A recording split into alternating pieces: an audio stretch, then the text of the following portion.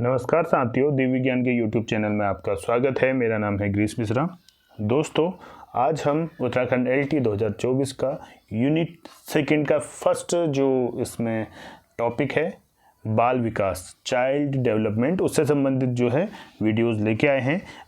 आपने इससे पहले CTET में पढ़ा हुआ है बाल विकास के बारे में, तो हम फिलहाल इसमें जो इसके MCQ जो इम्पोर्टेंट MCQ हैं उन पर जो है इस वीडियो में बात करने वाले हैं।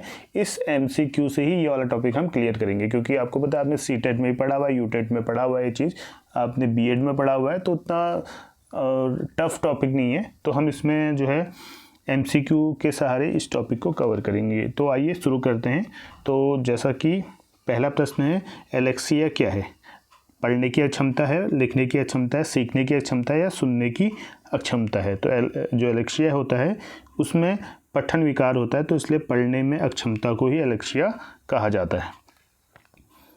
इसी प्रकार से अगला प्रश्न है, बालक अपनी माँ को पहचानना प्रारंभ कर देता है। कोई बालक है वो अपनी माँ को पहचानना कब से जो है शुरू कर देता है? 6 माह से, 8 माह से, 9 माह से या 3 माह से? तो इसका सही आंसर है 3 माह। तो जो बालक होता है 3 महीने से अपनी माँ को पहचानना शुरू कर देता है। इसी प्रकार अगला प्रश्न है, किशोरावस्था की प्रमुख समस्या क्या है? जो किशोरावस्था है, एडोलसेंस है, इसकी सबसे प्रमुख जो है समस्या क्या है? वजन बढ़ने की, शिक्षा की, समायोजन की या अच्छे परिणाम प्राप्त करने की? तो जैसा कि किशोरावस्था है वहाँ पर हम इसे जो है स्टर्ने हॉल ने इसे जो है तूफान की अवस्था भी कहा है। तो इस उम्र में बालक क्या करता है, अपने समायोजन की जो उसकी क्षमता है उससे जूझ रहा होता है। तो सबसे बड़ी समस्या ही किशोरावस्था के सामने समायोजन की होती है। अगला प्रश्न है, किशोरावस्था बड़े संघर्ष, तूफान और विरोध की अवस्था है। ये कथन किसका है? स्किनर, स्टैनली हॉल, किलपैट्रिक या थंडर्क? जैसा भी हमने आपको बताया था, स्टैनली हॉल ने ही किशोरावस्था को संघर्ष, तूफान और विरोध की अवस्था कहा है। इसी प्रकार जीन पियाजे के अनुसार संज्ञानात्मक विकास की अवस्थाएं हैं। कितनी अवस्थाएं? 4 अवस्था, 3, 2 या फिर 5? जैसा कि आपको पता है जीन पियाजे की 4 जो है संज्ञानात्मक विकास की अवस्था हैं। उसे हम SPCF करके याद करते हैं। S से सेंसरी हो जाता है, P से प्री ऑपरेशनल, C से कॉन्क्रीट ऑपरेशनल और F से फॉर्मल ऑपरेशन। तो 4 अवस्थाएं जीन पियाजे ने दी थी। इसी प्रकार एरिक्सन के अनुसार कौन सी अवस्था में बालक अधिक पहल करता है लेकिन बहुत सशक्त भी हो सकता है, जो दोष भावनाओं की ओर ले जाता है? तो कौन सी उम्र में ये होता है? 18 माह से 3 वर्ष के बीच में होता है, या फिर 3 से 6 वर्ष तक होता है, या फिर 6 से 12 वर्ष तक होता है, या फिर किशोरावस्था में होता है? तो जो एरिक्सन है वो कह रहा है कि कौन सी अवस्था में बालक अधिक पहल करता है और बहुत सशक्त भी हो सकता है, जो दोष भावना की ओर ले जाता है? तो इसका सही आंसर है B। इसमें 3 से 6 वर्ष तक पहल बनाम दोष अवस्था में ये कंडीशन आती है। इसी प्रकार से मानसिक विकास को प्रभावित करने वाला कारक इनमें से नहीं है। परिवार का वातावरण, धार्मिक वातावरण, परिवार की सामाजिक स्थिति या परिवार की आर्थिक स्थिति? तो इनमें से कौन मानसिक विकास को प्रभावित जो करने वाला कारक नहीं है? तो सिंपल सी बात है, पर्यावरण का वातावरण सीधा इफेक्ट करेगा, सामाजिक स्थिति परिवार की भी इफेक्ट करेगी और आर्थिक स्थिति से भी मानसिक विकास में बाधा पहुंचती है। तो जो धार्मिक वातावरण है इससे मानसिक विकास में जो है किसी भी प्रकार की जो है दिक्कत नहीं होती है। तो सही आंसर इसका B होगा, धार्मिक वातावरण। नैतिक तर्क की अवस्था सिद्धांत किसने दी थी? यानी नैतिक तर्क की अवस्था का सिद्धांत किसने दिया था? कोलबर्ग, एरिक्सन, फ्राइड या फॉलो? तो सही आंसर इसका कोलबर्ग। तो कोलबर्ग ने ही नैतिक विकास या नैतिक तर्क की अवस्था का सिद्धांत दिया था। वंशानुक्रम से संबंधित प्रयोग चूहों पर किसने किया था? जो वंशानुक्रम से संबंधित प्रयोग है चूहों पर किसके द्वारा किया गया था? कार्ल पियर्सन ने किया था, मैकडूगल ने किया था, मेंडल ने किया था, पॉलोन ने किया था? तो सही आंसर इसका मेंडल। तो मेंडल ने वंशानुक्रम से संबंधित प्रयोग चूहों पर किया था। कौन सा ऊर्जावान मित्रवत बालक का लक्षण नहीं है? खुशमिजाज, सामाजिक, आसानी से चिढ़ने वाला है, ऊर्जा का उच्च स्तर? तो सिंपल सी बात है, खुद जो है ऊर्जावान मित्रवत है तो अच्छी चीज़ें होगी उसके अंदर और गलत चीज़ें नहीं होगी। तो गलत चीज़ों में क्या है? आसानी से चिढ़ने वाला जो व्यक्तित्व है वो जो ऊर्जावान मित्रवत बालक है उसका लक्षण नहीं है। तो एक ऊर्जावान मित्रवत जो बालक होता है वो अपने आप में खुश मिजाज भी होता है, सामाजिक भी होता है और उसका ऊर्जा का उच्च स्तर भी उसके अंतर्गत होता है, जबकि आसानी से चिढ़ने वाला वो नहीं होता है। इसी प्रकार बालक के जन्म के समय शिशु के मस्तिष्क का भार कितना होता है? तो बालक के जन्म के समय शिशु के मस्तिष्क का भार कितना होता है? 300 ग्राम, 350 ग्राम, 400 ग्राम या 450 ग्राम। तो सही आंसर है इसका 350 ग्राम। तो बालक के जन्म के समय शिशु के मस्तिष्क का भार होता है 350 ग्राम। कल्पना जगत में विचरण होता है, जो यानी कल्पनाओं में ज़्यादा रहता है। सहसावस्था में बालक किशोरावस्था में होता है, बाल्यावस्था में होता है, या फिर सहसावस्था वो किशोरावस्था में होता है। तो कल्पना जगत में जीने वाला बालक या तो वो सहसावस्था में होगा या किशोरावस्था में होता है। तो ये दो ऐसी अवस्थाएं हैं जिनमें बालक जो है कल्पनाओं में ज़्यादा जीता है, उसके मन में विचारें आते हैं अलग अलग, चाहे उन विचारों का अपने तरीके से मतलब हो या ना हो, लेकिन विचारवान होते हैं सहसावस्था और किशोरावस्था में। इसी प्रकार से बालक मुख्य रंगों की पहचान कब से करना शुरू कर लेता है? जो मुख्य रंग हैं, जो मुख्य रंग हैं, इनकी पहचान करना कब से शुरू कर लेता है? 5 वर्ष, 2 वर्ष, 3 वर्ष या फिर 4 वर्ष? तो सही आंसर इसका 5 वर्ष। जो कोई भी बालक होता है 5 वर्ष का जब हो जाता है तब से वो मुख्य रंगों की पहचान करना शुरू कर लेता है। छोटे छोटे वाक्यों को बोलना तथा 3 पहियों की साइकिल चलाना, यह कार्य किस अवस्था में होता है? छोटे छोटे वाक्यों को बोलना शुरू करेगा, और 2 पहियों का नहीं 3 पहियों, जिसमें सपोर्टिंग पहिए होते हैं। तो कौन सी उम्र में जो है या कौन से काल में बालक ये काम करना शुरू कर देता है? सहसावस्था में, बाल्यावस्था में, किशोरावस्था में, प्रौढ़ावस्था में। तो सहसावस्था में छोटे छोटे वाक्यों को बोलना शुरू कर लेता है बच्चा, और 3 पहियों वाली साइकिल चलाना भी शुरू कर लेता है। तो सहसावस्था में ये जो है काम करना शुरू कर लेता है। किशोर अवस्था में चरित्र निर्माण से जो अवस्था संबंधित है वह निम्न में से है: परंपराओं को धारण करने की अवस्था, आधारहीन आत्मचेतना अवस्था, आधारयुक्त आत्मचेतना अवस्था या स्वकेंद्रित अवस्था।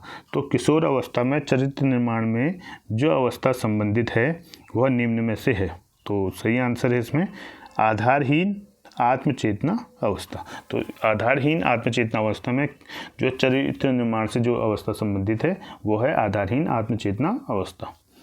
मनुष्य के शरीर में हड्डियों की संख्या कम से कम होती है, सबसे कम कब होती है? सहसावस्था में होती है, बाल्यावस्था में होती है, किशोरावस्था के बाद होती है, या प्रौढ़ावस्था में होती है? तो हड्डियों की संख्या कम से कम कब होगी? वो होगी प्रौढ़ावस्था में। क्यों? क्योंकि जैसे ही बच्चा जब जन्म लेता है तो उसकी सबसे ज़्यादा हड्डियाँ उसके शरीर में होती हैं, और जैसे जैसे वो परिपक्व होने लगता है तो उसकी हड्डियाँ आपस में जुड़ना शुरू हो जाती है। तो धीरे धीरे हड्डियों की संख्या कम होने लग जाती है। जब वो प्रौढ़ावस्था में पहुँच जाता है तो हड्डियों की संख्या उस समय शरीर में सबसे कम होती है। कम क्या होती है? जुड़ जाती है सब आपस में, तो एक बन जाती है। विकास व्यक्ति में नवीन विशेषताएं और योग्यताएं प्रस्फुटित करता है, यह कथन किसका है? अभी ये अपने आप में परिभाषा है कि विकास व्यक्ति में नवीन विशेषताओं और योग्यताएं प्रस्फुटित करता है, यह कथन हरलॉक का है, जेम्स ड्रेवर का है, मैकडूगल का है, मुनरो का है? तो सही आंसर है इसका हरलॉक। तो हरलॉक कहते हैं कि विकास व्यक्ति में नवीन विशेषताएं और योग्यताएं प्रस्फुटित करता है। अगला प्रश्न है, किशोरावस्था एक नया जन्म है, इसमें उच्चतर और श्रेष्ठतर मानव विशेषताओं का जन्म होता है, यह कथन किसका है? अभी भी एक स्टेटमेंट वाला है कि जो किशोरावस्था एक नया जन्म है, इसमें उच्चतम और श्रेष्ठतर मानव विशेषताओं का जन्म होता है, ये कथन किसका है? तो देखिए इसमें कौन कौन है? John and Simpson, Gesell, Stanley Hall या फिर ग्रिडफ्रे। तो ज़्यादा किशोरावस्था से संबंधित अगर डेफिनेशन आती है तो ज़्यादातर किशोरावस्था में काम करने वाले ज़्यादातर सबसे ज़्यादा जिन्होंने काम किया है तो वो स्टेनली हॉल ही है। तो इसका आंसर भी सही है, स्टेनली हॉल। अगला प्रश्न है, किशोरावस्था आदर्शों की अवस्था है, सिद्धांतों के निर्माण की अवस्था है, साथ ही जीवन का सामान्य समायोजन है, यह परिभाषा किसने दी है? जो किशोरावस्था है आदर्शों की अवस्था है, सिद्धांतों के निर्माण की अवस्था है, साथ ही जीवन के सामान्य समायोजन है, या जीवन का सामान्य समायोजन है, ये स्टेटमेंट किसका है? तो हेडी रिपोर्ट का है, जीन पियाजे का है, फ्रेडरिक ट्रेसी का है, E.L. पील का है। तो इसमें सही आंसर जीन पियाजे। तो जीन पियाजे ने किशोरावस्था को आदर्शों की अवस्था का है, सिद्धांत निर्माण की अवस्था का है, साथ ही जीवन में सामान्य जो समायोजन होता है उसकी अवस्था है, ये कहा है जीन पियाजे ने। मानसिक विकास का संबंध नहीं है। तो मानसिक विकास का इनमें से किसमें संबंध नहीं है? विद्यार्थी का वजन एवं ऊंचाई, तर्क एवं निर्णय, स्मृति का विकास या अवबोध की क्षमता। तो मानसिक विकास का संबंध किससे नहीं होगा? शिक्षार्थी का वजन एवं ऊंचाई। तो इसका मानसिक विकास से कोई संबंध नहीं है। तर्क एवं निर्णय, स्मृति का विकास, अवबोध की क्षमता, ये सभी मानसिक विकास के अंतर्गत आती हैं। अगला प्रश्न है, गर्भ में बालक को विकसित होने में कितने दिन लगते हैं? 150 दिन लगते हैं, 280 दिन लगते हैं, 390 दिन लगते हैं, 460 दिन लगते हैं। तो सही आंसर इसका 280। तो गर्भ में बालक को विकसित होने में 280 दिन लगते हैं। किस मनोवैज्ञानिक ने अपने 3 वर्षीय पुत्र का अध्ययन किया था? पेस्टोलॉजी ने किया था, वॉटसन ने किया था, स्टिनले हॉल ने किया था, या जेम्स सल्ली ने किया था? तो सही आंसर इसका पेस्टोलॉजी। तो पेस्टोलॉजी ने अपने 3 वर्षीय पुत्र का जो है मनोविज्ञान से संबंधित जो उसी पर अध्ययन किया था। तो पेस्टोलॉजी इसका सही आंसर है। पियाजे की औपचारिक संक्रियात्मक अवस्था किस आयु अवधि तक मानी जाती है? औपचारिक होता है फॉर्मल। तो जैसा आपको मैंने बताया था SPCF। तो सेंसरी जो पहली अवस्था है वो 0 से 2 वर्ष है, प्री ऑपरेशनल 2 से 6 वर्ष है, कॉन्क्रीट 7 से 11 है, और फॉर्मल है 11 से 15। तो सही आंसर इसका डी वाला होगा, क्योंकि औपचारिक फॉर्मल होता है तो संक्रियात्मक अवस्था 11 से 15 वर्ष इसका सही आंसर होगा।